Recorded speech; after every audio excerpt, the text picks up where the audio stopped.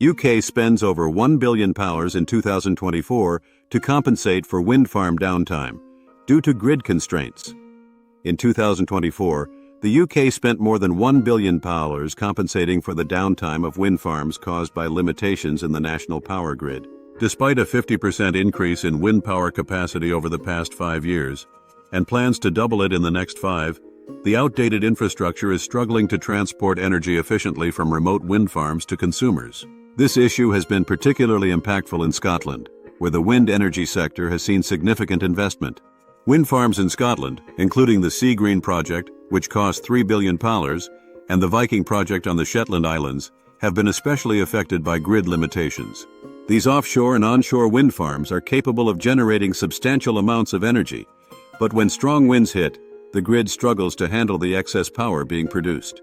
In these cases, operators are forced to shut down remote wind farms and rely on gas-powered plants that are located closer to population centers, exacerbating the issue of carbon emissions. The UK's power grid, originally designed to support traditional energy sources such as coal and gas, is not equipped to handle the decentralized and variable nature of renewable energy sources like wind and solar.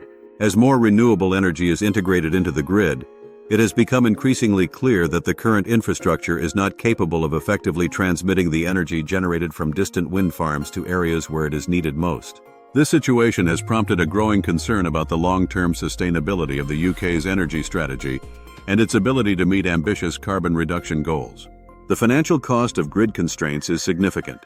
While wind energy remains one of the most cost-effective renewable energy sources, the inability to fully utilize its potential due to grid limitations means that the UK is essentially paying to compensate for the wasted energy. In addition, the reliance on gas power plants to fill the gap when wind energy is unavailable adds to the country's carbon footprint, undermining efforts to reduce greenhouse gas emissions. The problem is not limited to just Scotland. Throughout the UK, there are multiple examples of wind farms being forced to curtail production due to grid congestion.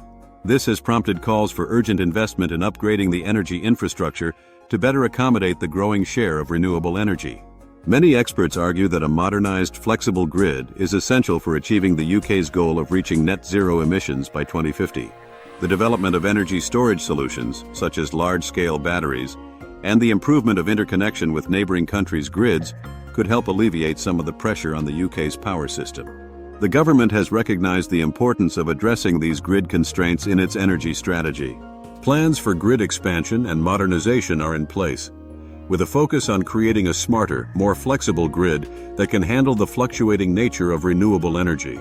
However, the scale of the investment required to upgrade the infrastructure is immense, and it will take time for these improvements to be fully realized.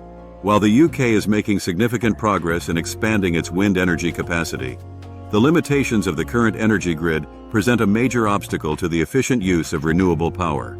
The financial costs of compensating for wind farm downtime are substantial, and the reliance on gas plants undermines efforts to reduce carbon emissions.